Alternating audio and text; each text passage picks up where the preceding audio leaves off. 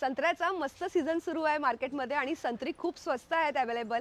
आज तुम्हाला सांगणार आहे घरगुती उपाय संत्र्यांच्या सालाचा। संत्र्याची सालं स्वच्छ धुवून घ्यायची, त्याच्या सगळ्या रेषा असतात त्या काढून टाकायच्या आणि त्यानंतर हे उन्हामध्ये सुकवायचं नाही, हे तुम्हाला सावलीत सुकवायचं, घरामध्ये सुकवा आणि ते सुकल्यानंतर चांगले कडक होतात आणि कडक झाल्यानंतर तुम्हाला मिक्सरमध्ये वाटून घ्यायच्यात आणि ही पूड डब्यामध्ये भरून ठेवायची।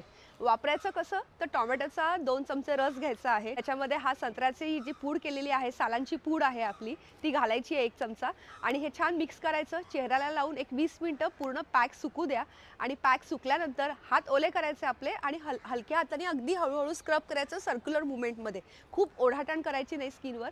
आणि तो स्क्रब एक 2-3 मिनिटं स्क्रब झाल्यानंतर छान चेहरा धुवायचा। याचा उपयोग असा की चेहऱ्यावरती छान चमक येते, प्लस काळपटपणा लगेच जातो आणि हे तुम्ही जर रेग्युलर केलं तर तुमचा चेहरा मस्त दिसेल अगदी। नक्की ट्राय करून सांगा कसं वाटलं।